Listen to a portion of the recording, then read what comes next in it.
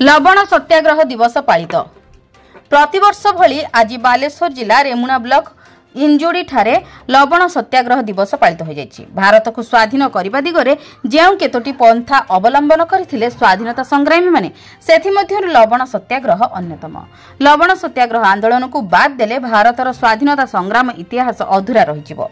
इंग्रेज सरकार लुण व्यवहार उपरे शुक्ल लगाइला परे समग्र भारत वर्ष रे असंतोष प्रकाश पाइथिला, जहार प्रतिफलन 1930 मसिया एप्रिल 13 तारिख दिन देखिबाकू मिलथिला।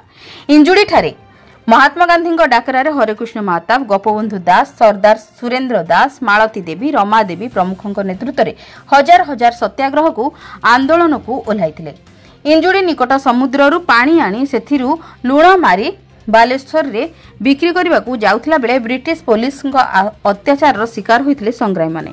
एही आंदोलन समग्र देश रे एभली प्रभाव पकाइला जे ब्रिटिश शासन दोहली जाइथिला। सेही दिन को मने रखिबा को इंजुड़ी ठारे एक लवण सत्याग्रह स्मृति स्तंभ निर्माण करा जायतिला। प्रतिवर्ष लवण सत्याग्रह तथा आंदोलनकारी मानकु त्याग को मने पकाई एप्रिल 13 तारिख दिनटी को लवण सत्याग्रह दिवस रे पालन करा जाउछि।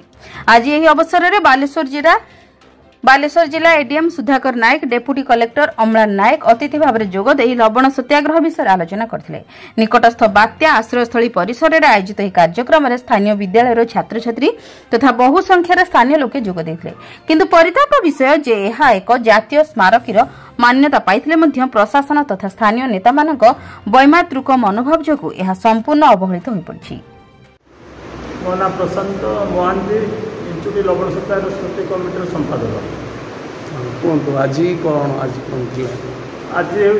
पवित्र दिन 96तम लवण सत्याग्रह स्मृति दिवस पालन कर आज इंचुड़ी शहीद स्मृति पीठ स्तंभ प्रांगण में बालेश्वर प्रशासनिक अधिकारी मुख्यतः एडीएम महोदय, डेप्यूटी कलेक्टर महोदय एवं आंचलिक बहुत पूज्य लोक मैंने आसी माल्यार्पण कर एडीएम द्वारा फ्लैग होस्टिंग करा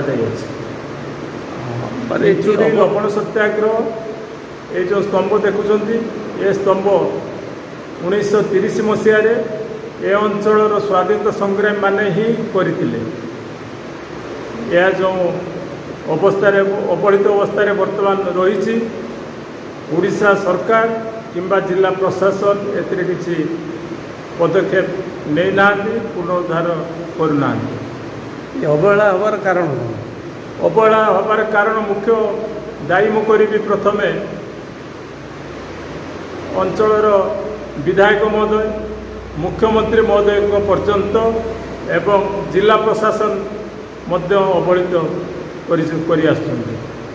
2012 मसीह मान्यवर सांसद राज्यसभा सांसद श्रीजुक्त वैष्णव चरण परिडा को मु अनुरोध करी लवण सत्याग्रह वार्षिक उत्सव में अणैली एवं से प्रतिश्रुति देते एटिकी फंड्स किसी देवे बोली एवं देइथिले। तांकर फंड्स 2000 प्राय 14-15 मसीहा पाखु आज पर्यंत जिलापालंकर अधीन रही जिलापाल से पैसा को एपर्यंत खर्च करू नाहंती। आमे बता चाहूँ कारण किसी कारण कौन आम तो जापर कारण आम तो माने गाँव लोक जस्ट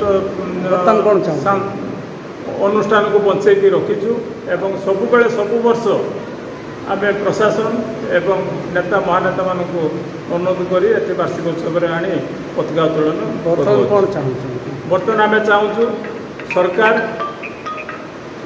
एवं जिला प्रशासन मिसी केमिति कौन आर पुनरुद्धार करा जर्जरित अवस्था जो लवण सत्याग्रह स्तंभ रही पुनरुद्धार करने आम अनुरोध करूँ।